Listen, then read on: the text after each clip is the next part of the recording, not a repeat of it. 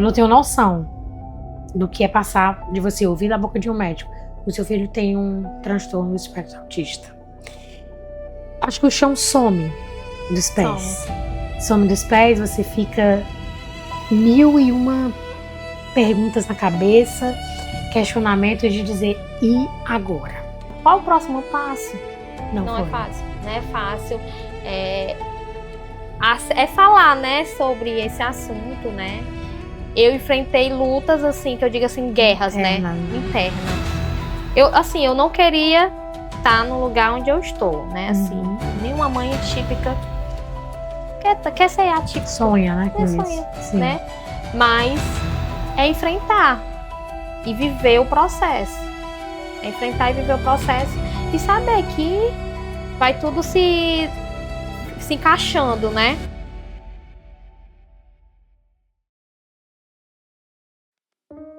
O diagnóstico não veio pelo SUS porque você tinha uma fila de espera grande, veio pelo plano. Foi pelo plano. Pelo plano de saúde. Foi o próprio neurologista ou foi a pediatra que deu? Não, foi? O neurologista. Neurologista, né?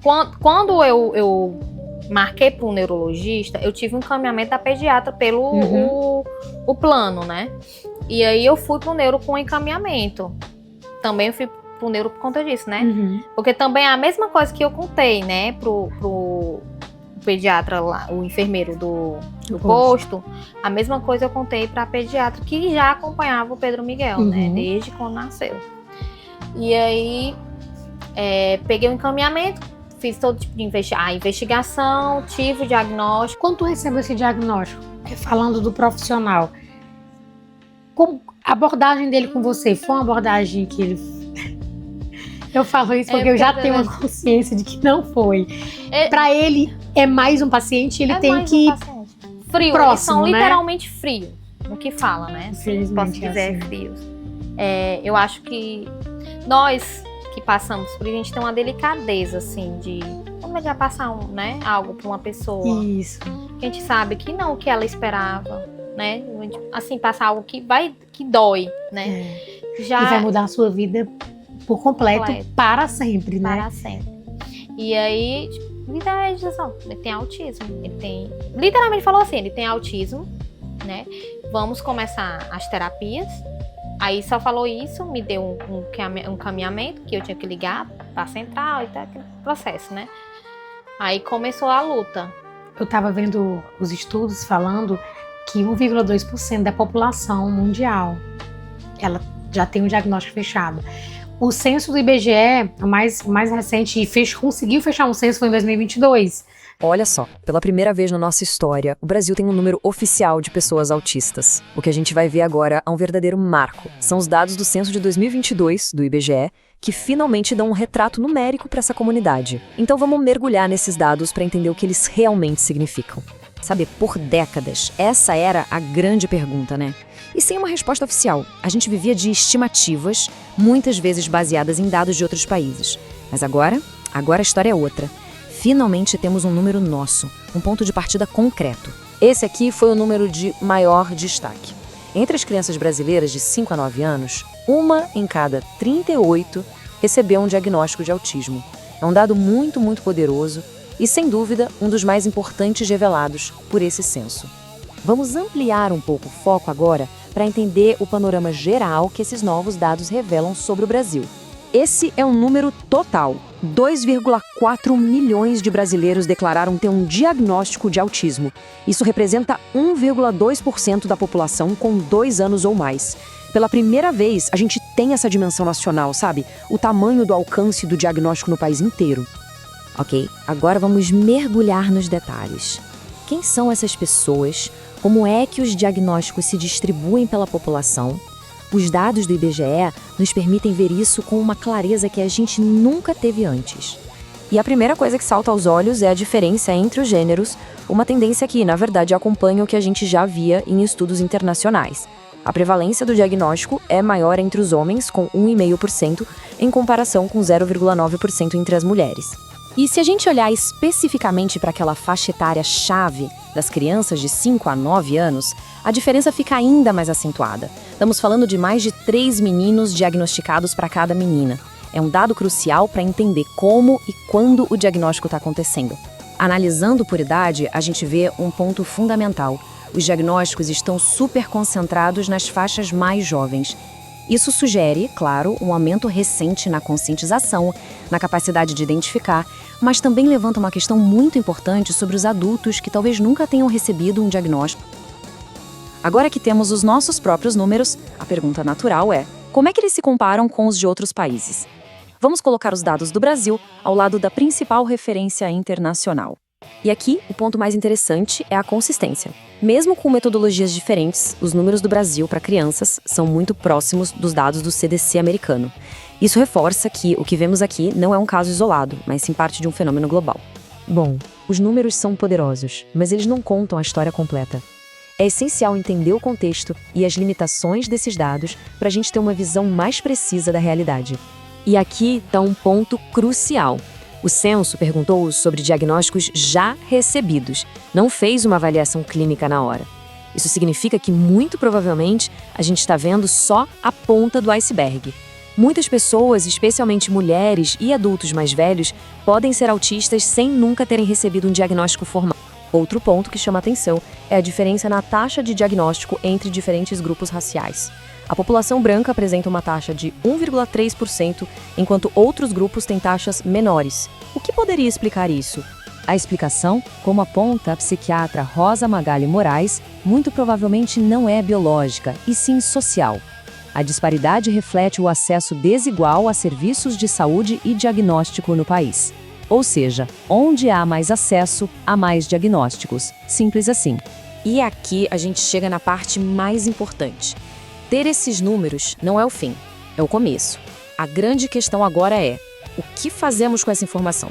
Como ela se transforma em mudança real? A resposta é que esses dados se tornam uma ferramenta poderosíssima. Eles servem para justificar a criação de políticas públicas, para orientar onde os recursos devem ser investidos e mostram a urgência de capacitar os profissionais para atender melhor essa população. E os dados mostram bem onde a ação é mais necessária. Veja só a jornada educacional. A grande maioria dos estudantes autistas está no ensino fundamental, mas daí acontece uma queda drástica no ensino médio e, nossa, quase somem no ensino superior. Isso deixa bem evidente as barreiras que eles enfrentam para progredir nos estudos. E o raciocínio é simples. As crianças que estão sendo diagnosticadas hoje vão se tornar os adultos de amanhã. É uma certeza. A sociedade precisa se preparar para ontem, para oferecer suporte, inclusão e oportunidades ao longo de toda a vida. E é muito importante lembrar que essa pergunta não apareceu no censo por acaso, não. Foi o resultado de uma luta longa e persistente da comunidade autista e de suas famílias, que culminou na aprovação de uma lei, lá em 2019, garantindo seu lugar na pesquisa. Portanto, a grande conclusão é essa: saímos do achismo para a certeza. Com dados oficiais, as necessidades da comunidade autista no Brasil estão finalmente quantificadas, visíveis e não podem mais ser ignoradas. E essa é a questão que fica. Os números nos deram o mapa. O desafio agora é construir os caminhos para uma sociedade que seja de fato inclusiva, não apenas na infância, mas ao longo de toda a vida.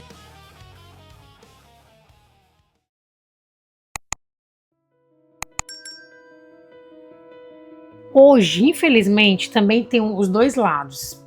Tem muitos laudos que às vezes eu acho que são laudos prescritos de forma banalizada. Com certeza. Às vezes não é, aquela criança nem tem um autismo, não tem aquele transtorno. Justamente. E é dado um laudo. E tem também a criança que tem e não, o pai e a mãe segura ali e diz eu não aceito e não vai. Eu acho que são essas duas faces que está muito presente. A crescente dos laudos, tem realmente a criança que ela é laudada corretamente e tem a criança que não é. Por exemplo, tem criança que às vezes ela só tem um déficit de atenção, às vezes a criança está com déficit de vitaminas. Então ela fica uma criança mais dispersa, ela fica uma criança que ela causa mais birra, ela fica uma criança que ela tem dificuldade no sono, tem seletividade alimentar e às vezes é um problema ali fisiológico, sabe? Uma coisa ali que ela precisa só repor alguma vitamina, ela precisa só tirar um pouco das telas, só alguns ajustes. Às vezes é a tela, né? Porque assim, a tela em si hoje... Exatamente, ela é um agravante em qualquer cenário. Só que muitas vezes ela está sendo vilã de crianças terem alguns estereótipos de criança com autismo, mas às vezes não é. Não é. Autismo em si, porque tem um fator genético também, né? A criança que ela tem o transtorno do espectro autista e a tela rouba aquilo. Às vezes é só um excesso de tela e a criança leva um laudo, um diagnóstico. Você olha para trás, aqui há 15 anos atrás, e a gente começa a imaginar, nossa, eu tinha alguns amigos que tinham alguns desses traços de hoje e que, se fosse nos dias de hoje, eles receberiam laudo, né? Mas naquele tempo não tinha esse diagnóstico, não tinha esses estudos ainda, né? Por isso que não existiam tantos laudos. Mas a gente vai falar um pouquinho assim sobre o diagnóstico. O Miguel, ele é nível de suporte 1, 2 ou 3? 2. Ele é não verbal? Ele é não verbal. Hoje ele fala algumas palavras, né? Forma, frases, coisas que ele não fazia. Ele tá evoluindo a cada dia, né? Mas tem coisas que a gente não entende. Tem dia que ele fala que ele fica repetindo, eu tento entender o que ele tá falando, né? Mas ele é do nível 2, né? Ele não tem um diagnóstico ainda do TDAH, porque ele não tem idade ainda. Parece que é a partir dos 6 anos, né? Também tem até a medicação, né? Mas a neuro falou que possivelmente ele tenha também o TDAH, né? E o Pedro Miguel em si do diagnóstico, quando a gente teve, né? No nível suporte 2, que foi logo. Então, quando ele te deu o diagnóstico, ele já classificou. Já classificou no nível dele, né? Aí eu fui procurar, né? O nível 2. Eu nem sabia que tinha nível, né? Tinha nível 1, nível 2. Eu acho que antes classificava como leve, moderado e grave, né? Aí eu fui ver o que era. E realmente é tudo que ele tem, né? É o atraso na fala, também tem dificuldade em socialização, né? Ele tem essa dificuldade, como ele se chega numa criança, né? O Pedro Miguel tem muito essa dificuldade. E ele chega chegando. Chega chegando, assim, abalando. Porque o Pedro Miguel é assim, ele é bem expansivo, né? Bem expansivo, é desse jeito. Nível 1. Apoio leve. Desafios sutis na comunicação e interação social, mas com maior autonomia nas tarefas diárias. Características: pouco prejuízo na fala, desafios sociais sutis, maior autonomia diária, vulnerabilidade à ansiedade e depressão. Nível 2. Apoio moderado. Déficits marcantes na conversação e maior dependência de rotinas previsíveis e recursos visuais. Características: prejuízo na comunicação, respostas atípicas, maior apego a rituais, possível deficiência intelectual leve. Nível 3. Apoio muito substancial, necessidade de supervisão constante, rigidez mental acentuada e comunicação muitas vezes não verbal. Características: suporte constante, comunicação muito limitada, deficiência intelectual importante, estereotipias marcantes. Eu acho que toda mãe já imagina assim, eu não me vejo ser meu filho, né? E como você tem essa dupla, como eu posso dizer, essa dupla força de ter que lidar com as situações externas para proteger seu filho, para ensinar, a gente ensina ali pro filho diariamente, não faça isso, não mexa nisso, cuidado com aquilo. Só que quando a criança é neurotípica, a gente tem que falar. Tem gente que você fala umas 40 vezes mais do que uma mãe. Às vezes até rouba a paciência. Você citou muito assim o Danilo, né? E como é assim, o papel do Danilo dentro da criação do Miguel, né? Como tem sido desde o diagnóstico até agora, assim, a evolução dele. Como que ele tem se mostrado sendo um pai ativo? O Danilo, além de ser o provedor, né? Trabalha 24 horas, vou dizer assim, quase 24 horas. Advogado não tem folga, né? Não tem folga. Mas assim, o Danilo procura sempre me acompanhar. Quando o Pedro Miguel tem terapia, o Danilo vai junto comigo. Ele, literalmente, eu posso dizer assim, eu não sei como é que eu seria de mim sem o Danilo do meu lado, me dando força. Porque é assim, eu ajudando ele me ajudando, né? Me dando força. E assim, o Danilo às vezes fala assim, amor, às vezes você precisa... Tipo assim, aí eu acabo tirando ele do conforto, assim, ele tá ali no conforto dele, eu acabo tirando ele pra levar comigo, e ele fala assim, amor, às vezes você precisa também aprender a andar sozinha, né? Tem independência. Só que eu não consigo, porque é como eu falei pra ele, eu me sinto bem acompanhada, eu me sinto bem com ele do meu lado, né? Que quando eu recebo algo negativo do Pedro Miguel numa terapia, ele tá lá do meu lado, escutando junto comigo. Às vezes a gente até se pega assim, né? Os dois assim, meu Deus, Senhor, por quê? Por que estamos passando por isso? Eu queria tanto que o Pedro Miguel fosse assim. Mas é assim, é um ajudando o outro. Né? É por isso que a Bíblia fala, né? Que nós temos que andar com dois ali, porque quando um cai, o outro levanta. E eu entendo quando você fala que, poxa, não é ser independente e resolver minhas coisas, é ter o apoio.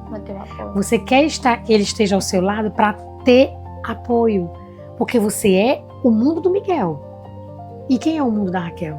Né? Você é o amor, você é o cuidado, é a proteção, é o zelo com o seu filho. Mas quem é que cuida de quem cuida?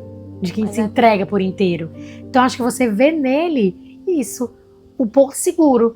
De que assim, cara, o Miguel pode fazer o que for, mas o Danilo tá do meu lado. E eu vou conseguir. Tipo, ele pode ter uma crise em algum lugar e eu sozinha vai ser mais difícil de eu conseguir até manter a minha paciência, me manter firme ali, me manter bem equilibrada para lidar com aquilo. E ele do meu lado, eu me sinto segura, eu sei que eu vou conseguir. Então acho que é mais isso, né? Viu, Danilo? É isso.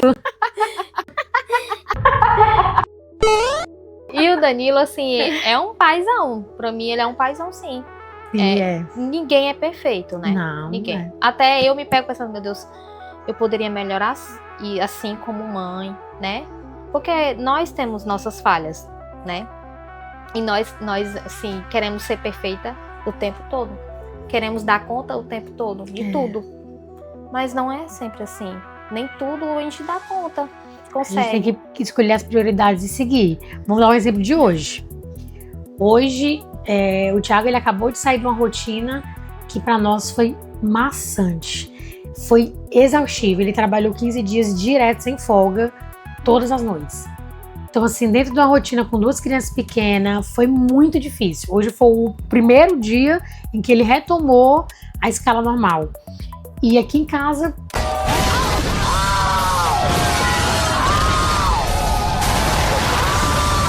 foi assim, uma quebra de rotina, uma mudança de tudo. Hoje o Elias acordou e disse assim, mamãe, o papai vai chegar? Porque ele estava acostumado, o pai dele trabalhando toda noite. Daí eu falei, filho, o papai já saiu para trabalhar, hoje mudou o horário. Ele falou, não, mamãe, ele vai chegar.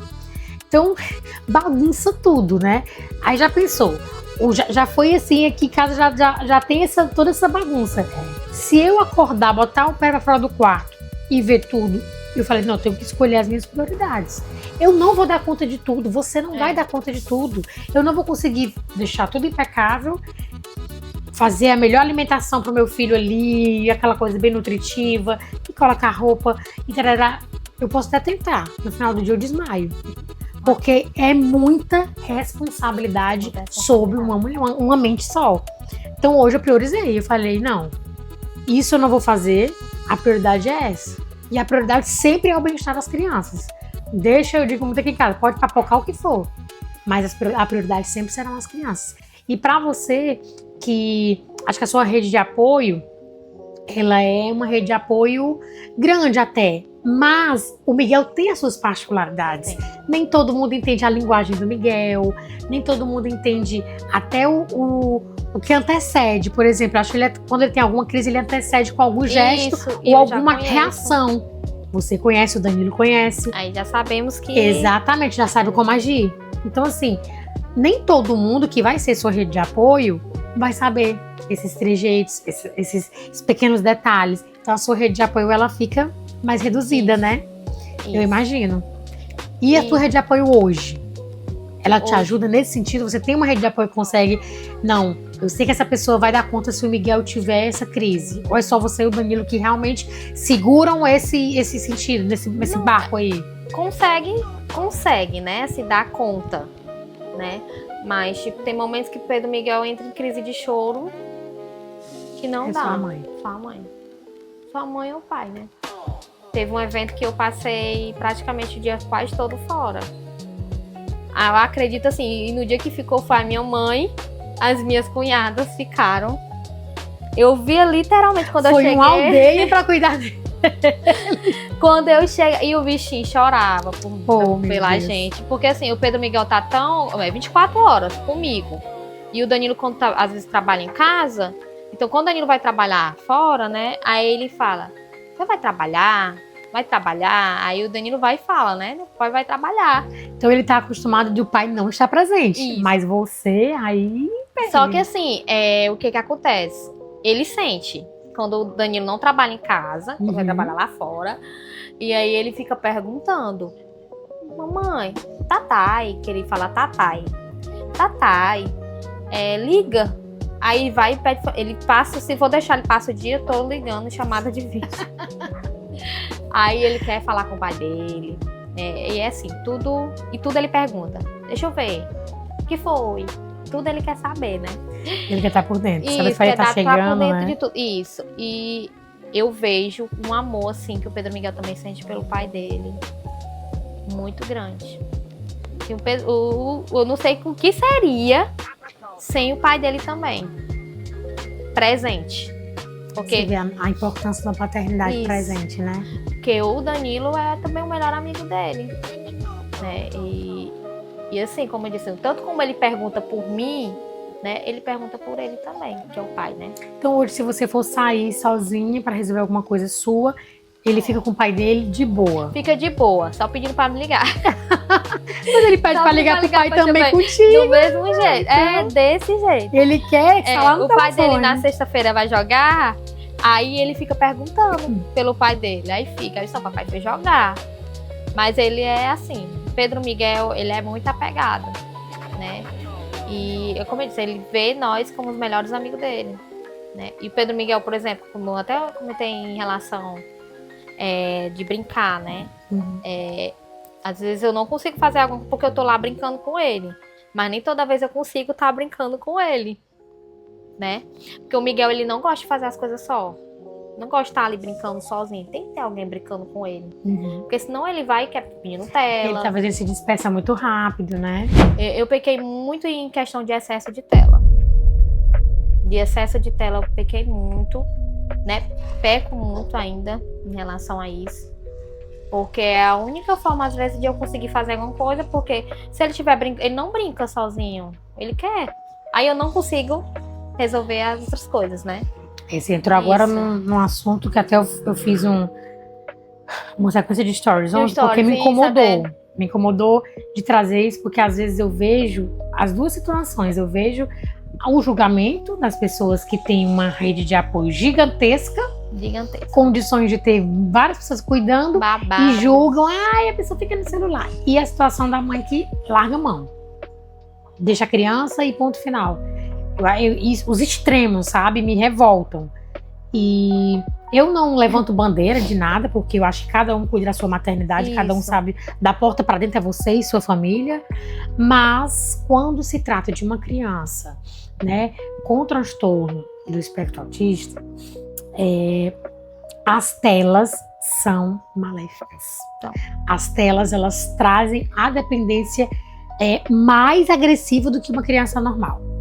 Eu sei porque É mais frustrante, eu já né? ouvi Eles sentem muitos mais relatos, e isso tipo assim, eles não sabem lidar com sentimentos, né? Então, eles ficam estressados. Já peguei diversas vezes, Pedro Miguel assistindo um desenho e ele se estressar, ou ele tá jogando, porque até isso ele sabe já, jogando, ele se estressar por causa de um jogo. E ali passa o dia todo estressado. o dia todo de. Fica a consequência, né? Isso, a consequência. Daqueles poucos minutinhos. Nos poucos minutos. Aí você até da questão também dos minutos da televisão e tal. Eu já falei com o Danilo. Né? Isso, eu já falei com o Danilo pra gente já começar a fazer, principalmente em férias. Que eu acho que é a que começa a piorar mais ainda. Porque sai da rotina. Ele vai crescer. Ele não vai ter 5 anos pra sempre. Como eu falei ontem no Instagram, eu falei assim, gente, ele não vai ter 2 anos pra sempre. E aquilo depois veio pra mim como uma onda. Eu falei, cara, meu filho vai crescer. Ele vai... Essa fase aqui vai passar. Esse cansaço de não dormir, de uma bebê que eu tenho de 4 meses, ó, não entrei mais. 4. Vai passar. Então tudo isso aqui vai passar. Sabe, a gente vai chegar na nossa fase de adultos, eles vão chegar a ser adultos. Então esse processo a gente não pode tornar tão maçante, tão cansativo, ou então tão preocupante, porque vai passar. E escorre pelas nossas mãos. O tempo a gente não consegue agarrar, pegar o tempo, vou colocar nessa xícara aqui e guardar. Não dá. O tempo ele é inegociável e ele escorre. Então hoje o seu cansaço, às vezes a sua solidão de ser a mãe do Miguel, do Pedro Miguel, vai passar. Ele vai crescer. As terapias, elas já ajudam muito o Pedro Miguel e elas vão cada vez mais ajudá-lo a evoluir. Dele se tornar uma criança mais independente. Hoje ele já não usa mais as fraldas para fazer xixi. Ele já é uma criança que já tem essa independência. Ele faz na roupa? Não faz. Ele pede. Então já é um avanço para você. Então, assim, são pequenas vitórias que vão formando a construção do Miguel e você vai sentindo menos peso, menos cansaço, sabe? Eu sei que não é fácil, Kel. Eu imagino que no seu contexto de mãe atípica é bem mais difícil, né? Então, hoje eu quis trazer, falando um pouquinho, pra gente dar a voz a uma mãe que às vezes é muito silenciada.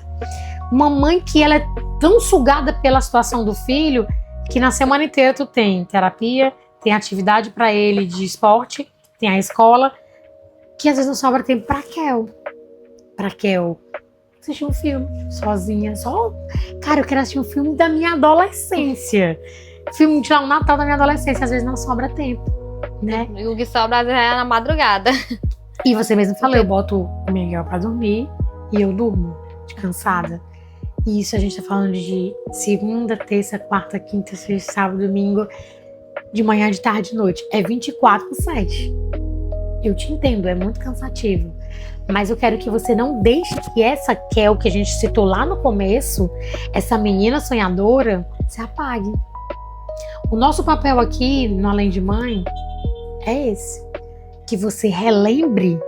Você falou aqui, com certeza você veio à sua memória. Quem era essa Raquel? Para você não deixar os seus sonhos se apagarem, você não deixar os seus sonhos morrerem. Não existe prazo para realizar sonho. Não tem. Tem gente com 70 anos fazendo a segunda, terceira faculdade. Tem gente com 50 anos comprando a casa própria. Tem gente com 20 anos conseguindo comprar uma moto. Não tem prazo, a idade é só uma questão de número. Tá aqui, né? Então, você ainda... É possível você viver os seus sonhos. Não deixe os seus sonhos morrerem. Sonhe pro seu filho, mas também tenha os seus sonhos.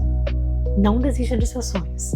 Então, eu queria assim, que essa Raquel, lá novinha, dos seus 17 anos, ela olhasse pra Raquel de agora e ela vai dizer: cara, tu é muito forte. Cara, você chegou aonde você chegou porque você é muito forte. Parabéns pela mãe que você é. E você é além de mãe, você é uma mulher maravilhosa. Você é ela tem uma voz linda, gente, canta demais. É dona de uma voz linda. E você é essa mulher que expressa a sua voz no altar, adora a Deus com sua voz. Você é essa esposa maravilhosa. E os seus sonhos, persista por eles. Não desista. Você encontrar tempo para isso é difícil. Eu sei que é difícil. Porque quando eu tomei a atitude de abrir esse projeto, na mesma hora eu fiquei entre desistir. Eu disse, cara, eu já tenho tanta coisa, mas eu senti necessidade sabe? De chegar aqui, olhar para um olhar de outra mulher, outra mãe e dizer: a gente ainda tem sonhos. Tirar a poeira assim, sabe? Da maternidade. Sacudir e dizer: cara, tem alguém ainda aí dentro. E tem alguém ainda aí dentro.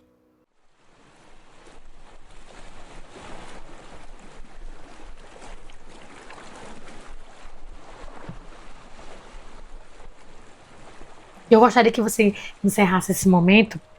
Se você quiser deixar alguma coisa, se quiser falar mais alguma coisa, ou se você quiser deixar um recado pro seu Pedro Miguel.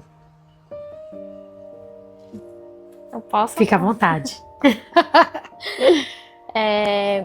Assim, eu vou deixar um recado para as mães também atípicas, né? Esse momento é seu. Você pode usar da forma que você quiser. Eu sei que ser mãe atípica não é fácil. Não é só por palavras, né? Dizer que você é forte, né? Independente. Eu sei que, por mais que você possa ter ou não ter, né? Uma rede de apoio, eu sei que em algum momento você se sente só, né? Em algum momento. Mas dizer que persista, né? Eu não posso dizer assim, dias melhores chegarão. Porque você pode até se perguntar assim, qual é o dia melhor vai chegar? Qual dia melhor vai chegar para mim, né? Mas dizer que tenha fé, né? Porque nós mães, nós tem esperanças, né? Temos fé em relação de, nosso filho vai evoluir, né? Veja o seu filho com outro olhar, nunca compare o seu filho com a outra criança, que seu filho é o único, né? E dizer que você é forte, persista, corra atrás do que for o melhor para o seu filho, para sua filha, né? Viva o seu dia no lado do seu filho como se fosse o último dia. Aproveitando cada momento. Aproveitando cada momento. Tudo passa. Né? Tudo passa, um dia nós se vamos e os nossos filhos ficam. Né? E é isso que eu até falo muito pro Danilo. Eu quero deixar preparado, sabe? Quando um dia eu não estiver aqui, o Pedro Miguel saber assim, viver em sociedade, conviver em sociedade, ele ser independente, porque eu tenho esperança, né? Quantos autistas são médicos, né, que tem hoje, né, trabalham, tem sua família, né? E eu sonho isso com o Pedro Miguel. E eu creio que ele vai chegar onde eu sonho, o que eu sonho, eu creio sim. Ele é a sua flecha. Ele vai muito longe. Vai muito longe. Eles são muito inteligentes. Muito inteligentes. Eles têm neurônios a mais, né? Isso. Então, de tão inteligentes que são. Eles são muito inteligentes. E, assim, o que eu tenho a dizer pra você que é mãe atípica, não desista. Corra atrás. Persista. Tenha fé. Não é fácil. Sabemos que o processo não é fácil. O processo não é fácil, né? É árduo. Mas faça. Veja seu filho com um olhar de amor. Porque todo dia é isso que eu faço quando eu olho pro Pedro Miguel. Tem as dificuldades, às vezes dá vontade de sair gritando, chorando, né? Chorando. Verdade. Mas quando eu olho pra ele assim, eu encontro forças, amor. Quando eu olho pra ele assim, meu Deus. Como eu sou grata a Deus pela vida do meu filho, né? E pro Pedro Miguel, que eu não sei se ele vai entender, né? Mas um dia ele vai ver. Vai ver que o que eu sinto por ele é um amor imensurável, condicional, assim, e que tudo que eu faço hoje, todo passo que eu dou é por ele, né? Pra tudo o que eu corro atrás junto com o pai dele, né? O pai dele, nós queremos o melhor para ele e que ele vai chegar aonde nós desejamos que ele esteja, né? E é isso. Ai, que lindo! E agradecer você também pelo convite, né? Não foi fácil. Não é fácil. Não é fácil. Falar, né, sobre esse assunto, né? De estar aqui também, a gente sabe que não foi fácil. Mas eu enfrentei lutas, assim, que eu digo assim, guerras, Internas, né? né? Internas. Falar, né, sobre o autismo, né? Falar sobre o Pedro Miguel, né? Se expor, né? Eu realmente fui eu tava falando até pra minha classe. Eu não queria estar no lugar onde eu estou, né? Assim, nenhuma mãe típica quer ser atípica. Sonha, né? Com Sonha, isso. Sim. né? Mas é enfrentar e viver o processo. É enfrentar e viver o processo e saber que uma hora vai tudo se encaixando, né? Tudo se As coisas encaixando. vão Isso. encontrando os seus devidos lugares, Isso. né? Eu sei Isso. que pra você não foi fácil, porque pra ninguém é fácil trazer e de relatar uma dor, algo que você vive, que traz às vezes até desconforto, né? Não é fácil, com certeza não é fácil. Então eu te agradeço de todo o meu coração por você ter vindo, ter se disposto, mas saiba que por pequeno que seja, esse vídeo vai mudar a vida de alguém. Sabe por quê? Porque eu já tenho recebido feedback de pessoas que estão me dando um combustível que diz: Mai, continua fazendo o que você está fazendo. Porque tem um impacto muito grande. Porque eu penso assim, cara, às vezes parece que eu tô falando pra uma parede, sabe? Que eu não tenho, não recoa, não tem retorno. E eu digo, meu Deus, eu acho que eu tô falando sozinha, eu tô fazendo uma coisa que não tem nada a ver. Eu tenho vontade de dizer assim, acho que eu não vou mais continuar. E eu recebo um sim de Deus com pessoas me trazendo feedback. Então saiba que você vir aqui com toda a sua rotina, com todo o sacrifício, vai valer a pena. Alguém vai ser tocado com o seu depoimento, com a sua história que é tão linda. Tá bom, Kel? Obrigada. Obrigada. Eu que agradeço. Abri a porta da minha casa para lhe receber o Danilo, receber o Pedro Miguel. E estarei aberta as portas sempre para receber vocês. Sintam-se sempre bem-vindos aqui na minha casa, na minha vida. Tá bom? Muito obrigada, Beijo. viu? Beijo. Gente, essa é a Kel, né? A Raquel. Veio trazer o depoimento dela, veio trazer a história dela. É uma mãe forte, é uma mãe linda, é uma mãe maravilhosa. Não é só mãe atípica, ela além de mãe é uma mulher extraordinária. E eu tô aqui encerrando com esse coração quentinho, porque eu tenho um carinho muito grande por essa família. E você, mãe atípica, continue, você vai dar conta. Beijo, gente, tchau. Beijo, tchau.